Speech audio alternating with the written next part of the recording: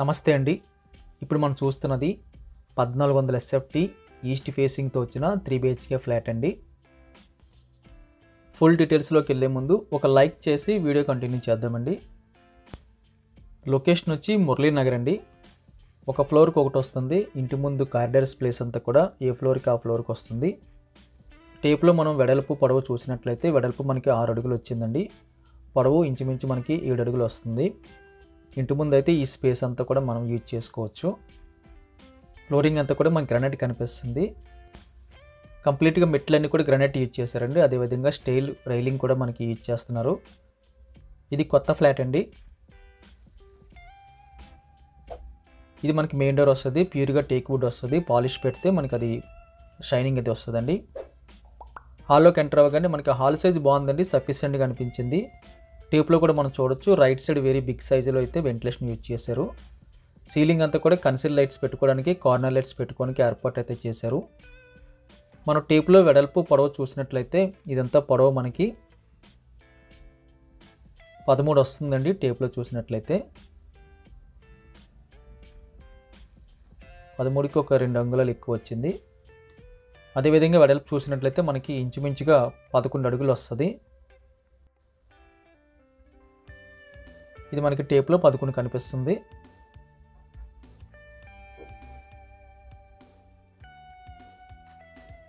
Hall నుంచి కాస్త ముందుకెళ్తే లెఫ్ట్ సైడ్ మనకి డైనింగ్ వచ్చిందండి. 3 BHKలో మనకి సెపరేట్ డైనింగ్ రావడం ఇది ఒక ప్లస్ పాయింట్ అని చెప్పచ్చు. డైనింగ్ స్పేస్ కూడా మనకి ఎక్సలెంట్గా ఉంది. 9x12 పైన సీలింగ్ చేశారు. రోలింగ్ లైట్స్ పెట్టుకోవడానికి అయితే పాసిబిలిటీ ఉంది. కన్సల్ లైట్స్ కూడా పెట్టుకోవచ్చు ఒక 4 వరకు. ఇది మనకి వెడల్పు చూసినట్లయితే 9 వస్తుందండి. టేప్ పెట్టి డీటెయిల్స్ అన్నీ మనం మెన్షన్ చేస్తున్నాం కాబట్టి వీడియో లెంత్ అయితే కాస్త పెరుగుతుంది. మనం స్పీడ్గా వెళ్ళిపోవచ్చు. కానీ టేప్లో మనం చూసినట్లయితే 100% యాక్యురేట్ ఉంటుందని చెప్పి టేపు పెట్టడం జరిగింది. పొడవు మనకి 12 వస్తుందండి. ఇంచుమించుగా 12 మీద ఒక 1-2 అంగుళాలు ఎక్కువే వచ్చింది. ఇది మనకి గెస్ట్ బెడ్రూమ్, 3వ బెడ్రూమ్ అని చెప్పచ్చు. ఈ బెడ్రూమ్ సైజ్ కూడా మనకి ఎక్సలెంట్ అని చెప్పచ్చు అండి.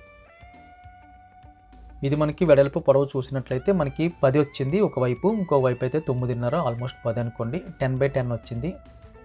ఇందులో కూడా మనం 6x6 బెడ్ వేసినా సరే సఫిషియెంట్గా అయితే సరిపోతుంది. రైట్ సైడ్ వెంటిలేషన్ వచ్చింది. సేమ్ మనకి సీలింగ్ కనిపిస్తుంది. లెఫ్ట్ సైడ్ అయితే మనకి కంప్లీట్గా సెల్ఫ్లు అయితే కనిపిస్తున్నాయి. ఇది మనకి 9.5 వచ్చింది.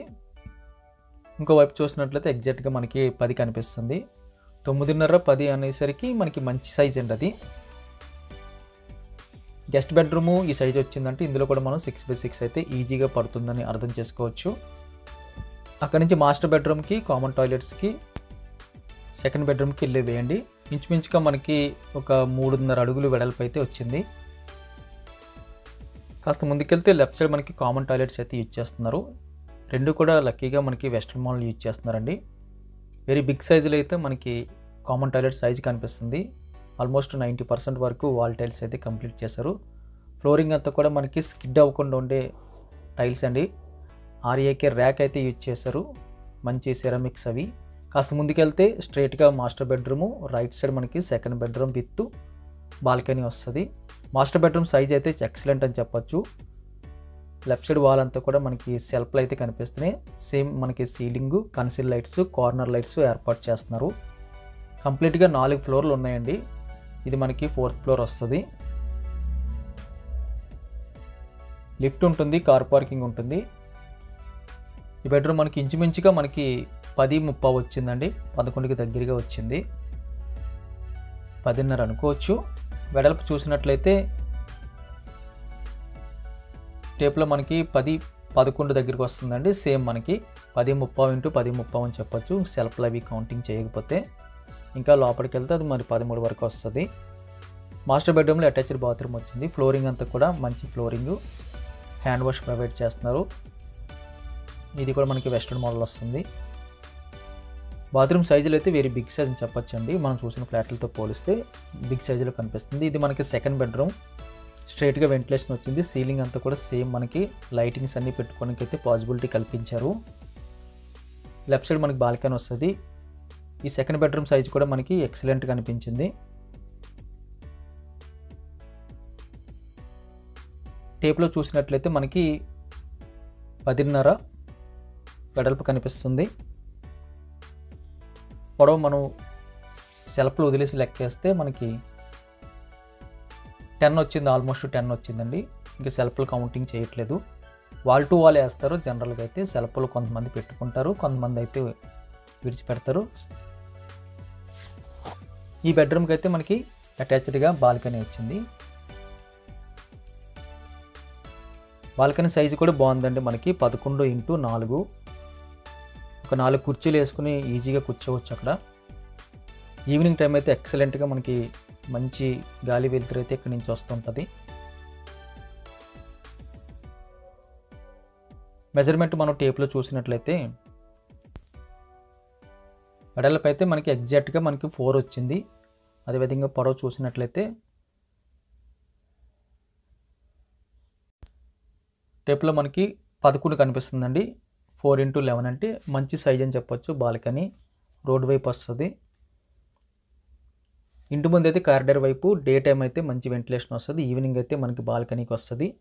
ఇది కిచెన్ సైజ్ అండి. కిచెన్ సైజ్ కూడా ఎక్సలెంట్గా ఉందని చెప్పొచ్చు.